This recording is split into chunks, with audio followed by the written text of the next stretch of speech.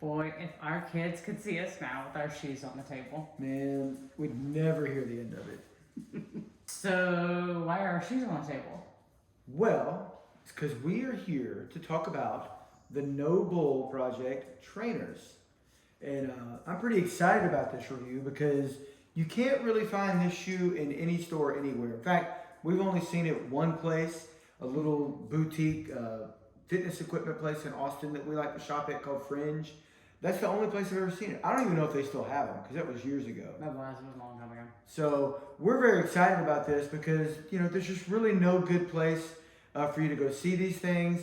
Matter of fact, when I bought them, you know, I'd kind of seen them at that place, but really the only reason that I knew anything about them was because like CrossFit athletes are sponsored. So like Sam Dancer, 3-time fittest woman on earth, Tia. So, you know, but they also get paid to like them. So like, how do I know if they're really good? We're just everyday schmoes, so you're going to find out kind of what does normal people think about these guys. So anyway, to get this started, why don't you go ahead and break down the prices? Okay, so we're going to jump right in with the price of the Nobull Project Trainers. These come in right at $129, pretty much for the base colors, not really much customization. You can get a lot more customization and get fancy and change up the soles and change up the colors and make them all fancy if you want. And then that'll range up to like $179. So anywhere between $129, $179, that's what you're gonna get. And y'all, cross-training shoes in general, but cross-training shoes are an investment. They're not cheap, y'all. Not cheap at all. Next up, we have the New Balance Minimus Prevails, and these come in right at $120. I looked on there's not much customization. I mean, this is pretty much what you get. $129. There you go. We're gonna skip on over right up here next to the Nike Metcon. These are the threes. Mm-hmm. They're up now to the Nike Metcon 6 is the newest one that came out. But the Nike Metcon 6 you can get, and they start out right at $130, and then you can customize up to $150. And their customization, you can customize everything. The swoosh, the stitching, the tongue, the everything you can customize. So let me be clear, I might sound like a redneck, but I'm not really a redneck. I did not go and customize camo and orange, okay? Like this is cheap. Okay, they were at Academy and they were on sale, but you know, how are you gonna pass up a good deal? And I do like orange. Yeah. And then lastly, over here we have the Reebok Nanos. These are the Nano 7s. They're now up to the Nano 10s, yes. And they come in right at $130. And I didn't see, there's a lot of different colors that you can get, but I didn't see that you can do the customization like you can on these two. But yeah, so these are right in at $130. So for that price, let's talk material. For a minute, we're gonna not talk about the material of these, and we're just gonna kind of go into the material of these three right here. So the New Balance material. The material on the top here, like you have a little bit of a rubber front on here to avoid some kind of the scuffing, but on the top right here is pretty much just cottony type material. Feels about like the lace, right? So it's just material, not much to it. There's the holes, you can see right through it, right? On the Nike Metcons, you got a little bit more of the meshing and you can feel the thickness. So this is a more thicker material than this, but not quite as thin and cottony feeling as this. You definitely more of a mesh-like feel here. Then on the Reeboks, okay. This feels more, it feels like plastic. It honest to God, like a rubbery plastic. It's very hard, not as soft as these are. It's not gonna bend much. It just, yeah, it's just a very rubbery type feel to it. So that's kind of the material that you have with these three. Now, with the Nobull Trainers, Nobull prides himself, and you can go read up on their website about, they have this specialized material called Superfabric, and they tout all over that the Superfabric is nice and durable and breathable and abrasion resistant material. With the material, it gives you a 360 cover. So this material is one solid piece of material that's going to go 360 degrees all the way around the shoe without any kind of seam or anything. Like you can see on the back of these, there's clearly a seam there. This is a solid 360 piece of material. You know where that's important too? If you've ever blown out a pair of shoes where they fall out, that's usually going to be along the seam. You're not going to have to worry about that with these. Right. And a lot of the material that is particularly going to be important for you CrossFitters is when you're doing rope climbs. So this thicker material is going to protect the shoe from getting all scuffed up and wearing out your shoe when you're doing the rope climbs and you're kind of crossing over the rope and the shoes. For your everyday fitness enthusiasts, it's just really going to help you avoid your wear and tear that you're going to get just through wearing your shoes. And let me jump in on that wear and tear stuff, because I am hard on shoes, like impossibly hard. I don't know that there's a company out there that can make shoes for me, because let me show you what I typically do to a pair of shoes. See that on the heels? I wear it all the way through, down to the plastic underneath. And like everywhere else, look, it's just perfect. There's no problem, no loss of tread, but I'll tear them up there. These aren't mine. Those are Christina's. She never wore them though because they're not all that comfortable. And then these POSs, like I had these for less than a month, and you can see they fell apart there, right? These I bought almost 3 months ago. And when you look at here, they're starting to wear. Like there's nobody that can make shoes that I won't destroy.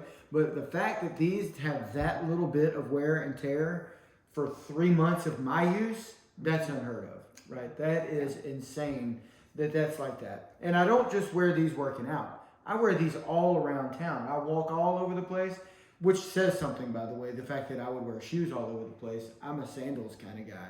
I mean, I walk all over town in these things, and yeah, you can see that there's hardly any wear on that heel at all. So that's a good positive sign for those guys.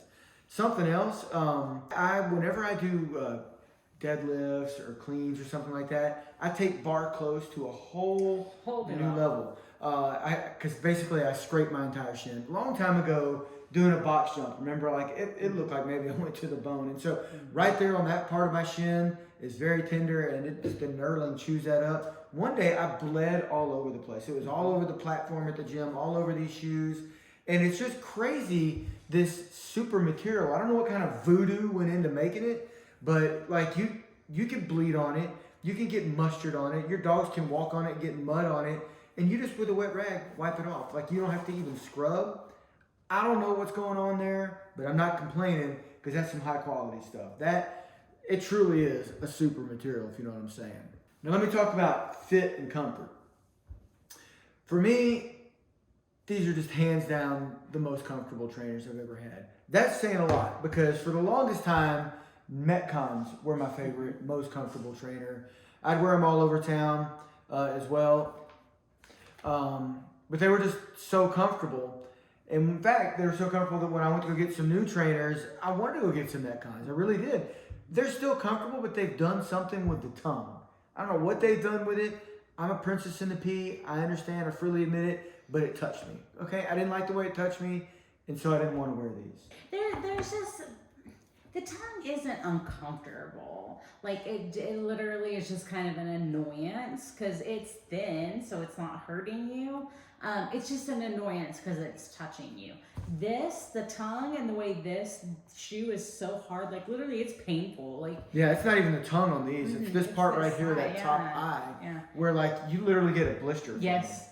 Which is sad because these are the Nano 7s. The Nano 6s were super comfortable. Which actually tells a little story about why these guys are comfortable. If you look just from the way these guys are built, you see that they look very similar. The toe box is similar width, and they got a very similar build. These are maybe a little more snug through the middle. They have a similar build. The reason I believe that is because the two co-founders for the Nobull project, actually used to be executives at Reebok. They founded this company in 2016, which happened to be the last year these guys were comfortable. Good nanos. So I think there's something there to that. Yes, probably. So yeah, these weren't all that great because of the way this dug into. These are comfortable. They have a good bend, but you know, I go back to this. That's just crap. Like that was less than a month. This should not happen. And once that happened, it ceased becoming comfortable because now you seriously are on rock hard surface. These, hands down, most comfortable trainers. And what I like about them is the fit. They don't have a huge heel drop, so you're pretty flat, which is important when you're doing Olympic lifts, in my opinion. You know, unless you're doing like heavy cleans or snatches or something like that, and you want to have a lifter that does have that heel. But for the most part, if I'm just doing a WOD, like I don't want all that. I want it to be nice and flat, and I want it to be sturdy to receive. But on the other side, in a lot of WODs, you're also going to have some running. So, you know, these are great for running 400, 800 meters. I would not recommend running more than a mile at a stretch. So, like, you could do the Murph in these, but I wouldn't do anything else that required more than a mile at a time running. Yeah, these cross-training shoes, guys, are really just that, right? So it's mixing your training together. It's bringing together the different types of training between lifting, your cardio, running, and burpees. It's really kind of bringing all of those different modalities together. You're not going to run high mileage in any of these cross-training shoes. That's not what they're designed for. Can you run in them? Absolutely, you can. They're not going to be comfortable. Can you walk long distances? Again, you're not going to walk long distances in these, but you can absolutely, like you said, walk around town in them. Mm-hmm. They're not high mileage shoes. That's not what they're designed for. In my opinion, there's only ever been one trainer that you could run miles in, and it was the Ultra Hits. We're never going to review them because guess what? They don't make them anymore. I think they did come out with another trainer, but I've seen other reviews talking about the quality of them. They're falling apart and that kind of thing. And maybe it's a lie. Maybe they were just hating.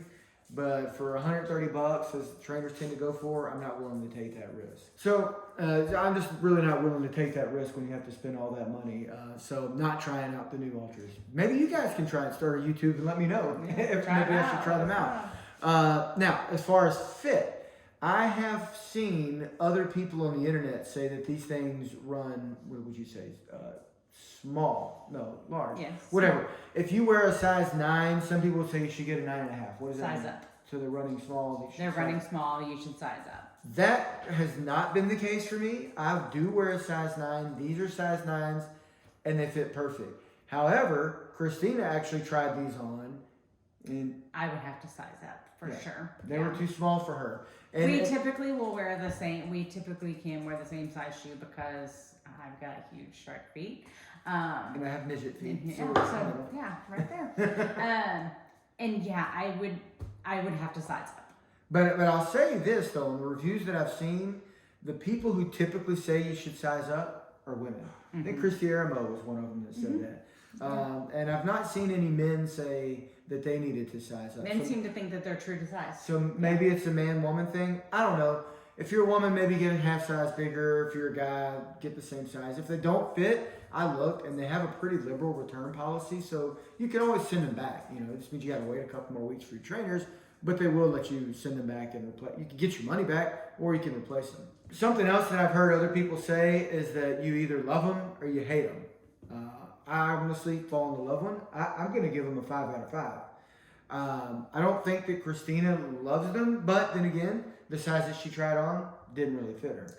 Yeah, and you guys also have to take into consideration, right? So if you follow us on Instagram, you know that I do a couple of cross-training sessions here and there, but that's not my primary focus. Right now, my primary focus is running and training for a marathon. So I'm spending and investing all of the money in running shoes, which are honestly just as high dollar, if not more, than training shoes. Mm-hmm. So I'm not willing to invest in a training shoe just yet because that's not right now where my focus is. When I shift focus back from running back over to cross training, absolutely, I will invest in Nobull's and get size up and see how we go from there. Yeah, maybe when she gets in, we'll come back and do a revisit of this video. It'll be a lot shorter, but she can give her opinion on that. But I'm telling you, from my experience for 3 months now, and I've done literally every CrossFit movement you can do except for rope climbs. We don't have ropes at the gym. I wish we did. But I've done toes to bars, I've done every Olympic lift, I've done burpees, I've done box jumps, you name it, I've done it in these. And walk in the snow in them. I did. So it's right now February 26th. I'm sure you guys have heard the news. Last week, Texas had the snow apocalypse. We froze over. We did pull a Ted Cruz, and we went to Arizona. But when we got back, there was still a lot of snow on the ground, and I took the dogs for a walk. And I mean, the snow came up about this far, and my feet stayed dry. Yeah. Like, so, I mean, these were some solid shoes. I highly recommend them, 5 out of 5. But guys, until next time, just remember, we buy the crap. So you don't have to.